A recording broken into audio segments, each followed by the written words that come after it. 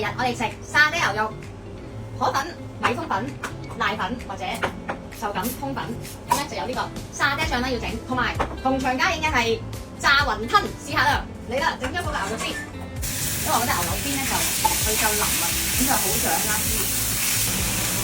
好啦，而家炒到佢70%到啦，即係爆香咗佢咧就可以攞啦。其實因為咧我哋就要炒嗰個沙爹啦，咁炒嗰個沙爹醬咧係要有乾葱、蒜頭，呢個係必定要。咁咧跟住我哋咧就爆香咗呢個之後，就會加嗰啲沙爹醬落去啦。因為咧個沙爹醬咧都要炒一炒，而家炒下先。好香，好似已經食得咁，但係其實未食得。咁而家炒香咗佢先啦，細細個炒香咗之後，我哋就要加水跟住調味咯。咁跟住咧而家爆香咗之後咧，我落水啦。咁而家咧我哋就要落翻少少生抽、老抽同埋糖去調一調個味先，因為本身佢淨係有嗰個沙爹個底味，但係咧佢個面嗰味咧其實已經有，咁咪落少少調味啦。豉油老抽分別，咁你自己調下你自己嘅屋企嘅鹹度啦，因為其實每個屋企都有唔同嘅鹹度，要加翻啲顏色。因為而家見到佢個顏色係比較偏啡黃，咁啊落翻啲老抽咧，咁個色就翻嚟啦。而家我覺得鹹味夠啦，咁糖咧，好啦，而家咧我哋咧就加埋嗰啲牛肉落去啦。咁呢度有啲生粉水，咁一陣要整翻甜佢嘅。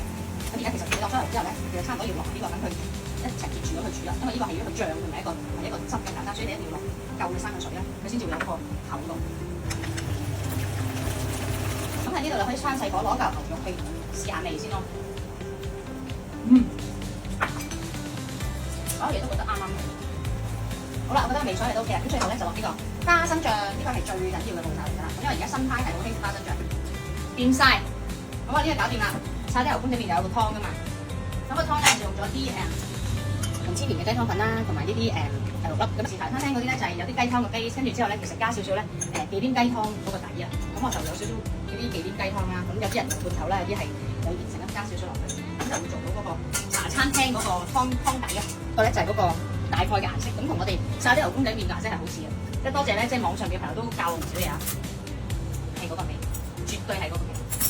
仲有一個通粉啦，正常嘅，同埋呢一個咧就係米通粉。咁喺長洲咧有一間沙爹牛嘅通粉咧，我個女係好中意食嘅，我都中意食。咁所以自己今日試下，我整嗰啲可唔可以食先？咁而家咧首先咧就加少少頭先個沙爹醬啦，試味人如果我食晒佢哋，兩個都加啲啲先，睇下邊個好食啲啦。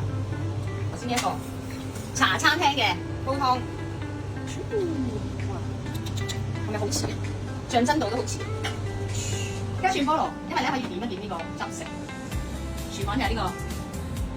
你買新鮮菠蘿，你串埋咁樣咧，啲小朋友就好中意。